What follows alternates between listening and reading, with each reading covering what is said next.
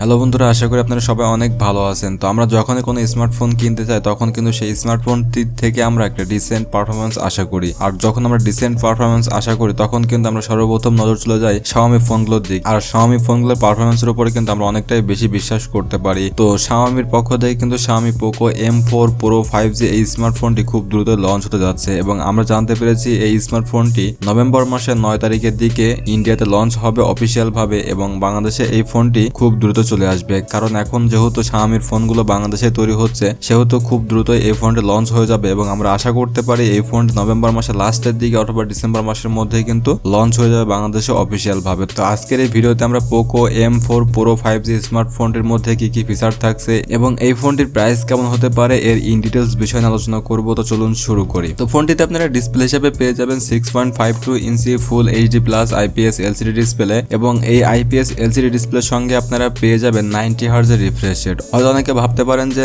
IPS LCD display এবং এখানে 90 hertz ব্যবহার করেছে, কিন্তু 90 হার্জ ব্যবহার করলেও এই ফোনটির মধ্যে কিন্তু আরো অনেকগুলো আপডেটেড ফিচার রয়েছে। ফোনটির ডিসপ্লেতে আপনারা রেজোলিউশন পেয়ে যাবেন 1080x2400 পিক্সেল এবং এর স্ক্রিন টু বডি রেশিও পেয়ে যাবেন 20:9। ফোনটিতে PPI ডেনসিটি ব্যবহার করা হয়েছে 404 PPI ডেনসিটি, যার মাধ্যমে আপনারা কন্টেন্ট ওয়াচ করার সময় শার্পনেসের কোনো ঘাটতি পাবেন না। তবে এখানে IPS LCD ডিসপ্লে ব্যবহার করেছে, কিন্তু এই ডিসপ্লেটা খুবই উন্নত মানের ডিসপ্লে, যার কারণে ডিসপ্লে থেকে এখান থেকে আপনারা খুব ভালো একটি পারফরমেন্স পেয়ে যাবেন। এবং এই ডিসপ্লেতে প্রোটেকশন ব্যবহার করা হয়েছে কর্নিং গরিলা গ্লাস 3 এর প্রোটেকশন, যেটি কিনা আপনার ডিসপ্লেকে প্রোটেকশন করবে। তো এবার আমরা কথা বলবো এই ফোনটির পারফরমেন্স নিয়ে। তো ফোনটিতে অপারেটিং সিস্টেম ব্যবহার করা হয়েছে Android 11 এবং এই ফোনটিতে চিপসেট ব্যবহার করা হয়েছে MediaTek Dimensity 700 5G প্রসেসর, যেটি 7 ন্যানোমিটার আর্কিটেকচারে তৈরি এবং এই প্রসেসরটির মাধ্যমে আপনারা খুবই ভালো গেমিং পারফরমেন্স পেয়ে যাবেন। এছাড়া এখান থেকে আপনারা 5G ব্যান্ডের সাপোর্টও পেয়ে যাচ্ছেন, তবে এখান থেকে আপনারা 2টা 5G ব্যান্ডের সাপোর্ট পেয়ে যাবেন। তাছাড়া রেগুলার কাজগুলো আপনারা খুব স্মুথলি হ্যান্ডেল করতে পারবেন এই ফোনটির মাধ্যমে। ফোনটিতে CPU ব্যবহার করা হয়েছে অক্টোকোরের একটি CPU, যেখান থেকে আপনারা সর্বোচ্চ ক্লক স্পিড পেয়ে যাবেন 2.2 GHz এর ক্লক স্পিড এবং এখানে আপনারা ডুয়েল কোর CPU পেয়ে যাচ্ছেন, যেখানে Cortex A76 এবং Cortex A55 পেয়ে যাবেন। ফোনটিতে GPU ব্যবহার করা হয়েছে Mali G57 MC2 এবং এই ফোনটিতে আপনারা RAM পেয়ে যাবেন 4GB এবং 6GB।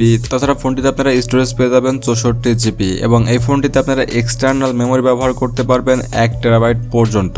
ওভারঅল ফোনটি যদি আমরা SoC সেটআপ নিয়ে কথা বলি, সেক্ষেত্রে আপনারা এই ফোনটির SoC সেটআপ দিয়ে খুবই বেটার একটি পারফরমেন্স পেয়ে যাবেন। গেমিং বলেন বা রেগুলার কাজগুলো বলেন সবগুলোই কিন্তু আপনারা খুব স্মুথলি এই ফোনটির মাধ্যমে করতে পারবেন। এখান থেকে কোনো রকম কোনো ল্যাগ বা কোনো সমস্যার দেখা পাবেন না। তো আমরা এবার কথা বলবো ফোনটির ক্যামেরা নিয়ে। তো ফোনটিতে আপনারা ব্যাক ক্যামেরা হিসাবে ট্রিপল ক্যামেরা সেটআপ পেয়ে যাবেন, যেখানে এর মেইন ক্যামেরা সেন্সর থাকবে 48 মেগাপিক্সেলের একটি ওয়াইড ক্যামেরা এবং এই ফোনটিতে 5 মেগাপিক্সেলের একটি ম্যাক্রো সেন্সর এবং 2 মেগাপিক্সেলের একটি ডেপথ সেন্সর ব্যবহার করা হয়েছে এবং এই ফোনটির ব্যাক ক্যামেরা দিয়ে আপনারা 2K 30 FPS এ ভিডিও রেকর্ডিং করতে পারবেন। এছাড়া ব্যাক ক্যামেরার মধ্যে আপনারা অনেকগুলো ফিচার পেয়ে যাবেন, যে ফিচারগুলো ব্যবহার করে আপনারা খুব সুন্দর সুন্দর ফটোশুট করতে পারবেন এই ফোনটির মধ্যে। এছাড়া 5 মেগাপিক্সেলের ম্যাক্রো সেন্সরের মধ্যে আপনারা ISO কন্ট্রোল করতে পারবেন এই ফোনটির ক্যামেরার মাধ্যমে। ওভারঅল ক্যামেরাতে আপনারা খুব ভালো পারফরমেন্স পেয়ে যাবেন এবং ফোনটির সেলফি ক্যামেরাতে আপনারা 8 মেগাপিক্সেলের একটি সেলফি ক্যামেরা পেয়ে যাবেন, যেখান থেকে আপনারা বেটার একটা পারফরমেন্স পেয়ে যাবেন এবং সেলফি ক্যামেরাতে ভিডিও রেকর্ডিং করার ক্ষেত্রে আপনারা 2K 30 FPS এ ভিডিও রেকর্ডিং করতে পারবেন। তো এবার কথা বলা যাক এই ফোনটির ব্যাটারি নিয়ে। তো ব্যাটারিতে আপনারা 5000 মিলিঅ্যাম্পিয়ারের একটি ব্যাটারি পেয়ে যাবেন এবং 5000 মিলিঅ্যাম্পিয়ারের ব্যাটারিকে চার্জ করার জন্য 33 ওয়াটের একটি ফাস্ট চার্জার ব্যবহার করা হয়েছে, যেখান থেকে আপনারা 1 ঘন্টা 10 মিনিট সময়ের মধ্যে এই ফোনটি ফুল চার্জ করে নিতে পারবেন।